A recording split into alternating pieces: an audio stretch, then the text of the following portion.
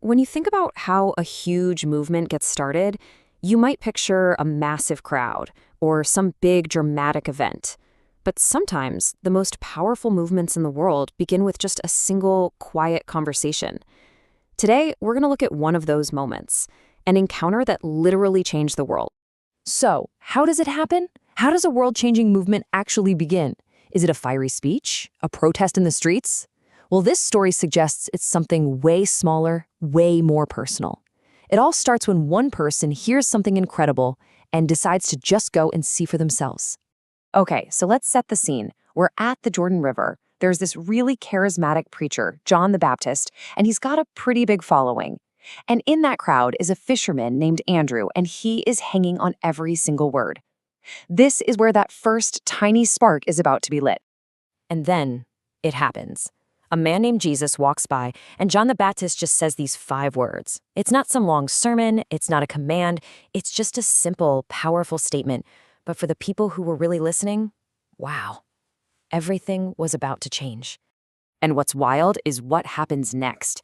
Andrew doesn't just stand there and think about it, he acts immediately. He and another guy literally drop everything, leave the teacher they've been following, and just start walking after the stranger. That's how much power was in John's simple statement. So now we shift from this big public moment to a really personal journey. Andrew's taken this huge leap of faith, but what he's about to discover for himself, well, that's what truly pours gasoline on that first little spark.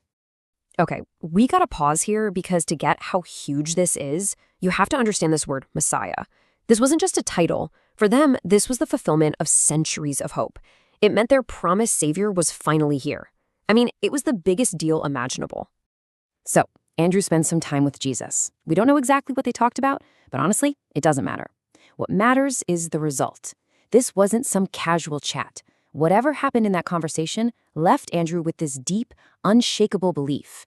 He was totally convinced. He hadn't just met some interesting teacher, he believed he had met the Messiah. So what do you do with that kind of news? I mean, a realization that massive, you don't keep it to yourself, right? Andrew's conviction kicks off an immediate chain reaction, and what he does next is absolutely crucial. Just think about that for a second.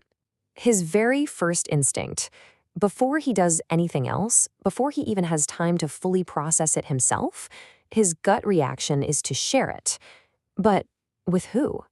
He finds his brother Simon, and he doesn't ease into it, he doesn't beat around the bush. He just hits him with this direct, world-shattering declaration. You can almost feel the energy, the certainty just pouring out of him. And this is the moment that spark jumps from one person to another. And that brings us to the impact. Andrew brings his brother to Jesus, and this single introduction turns out to be one of the most important introductions in all of human history. No exaggeration. I mean, look at this transformation. Jesus takes one look at Simon, the fisherman, and immediately gives him a new name, Peter. And Peter literally means the rock. This isn't just a nickname. This is a whole new identity, a whole new purpose being declared right then and there. And you've got to get this. The name change was basically a prophecy. Jesus saw this regular fisherman and declared that he would become the rock, the very foundation that this new community was going to be built on. And it all happened because his brother Andrew decided to follow a hunch. So let's just zoom out for a second and look at the whole thing. It's just a perfect example of the ripple effect, right? This incredible cascade of events that starts so small but just grows and grows. You can see it so clearly, step by step. It all starts with the spark. John just pointing and saying, that's him. That leads to the connection. Andrew has to see for himself and becomes completely convinced. That sets off the chain reaction. Andrew runs and tells his brother. And that builds the foundation. Simon becomes Peter, the rock. Every single step happens because of the one right before it. And this right here is the whole point. This is the key takeaway. A single introduction. That's all it was. It wasn't a rally, it wasn't a miracle in front of thousands. A world-changing movement began because one person introduced another person to an idea. So as we wrap this up, it kind of leaves us with a question to chew on. Who was your Andrew?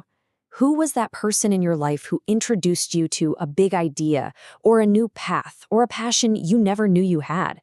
The one who said, hey, come and see this, and ended up changing everything for you. It's just an amazing reminder that sometimes the biggest changes in our lives start with the simplest of introductions.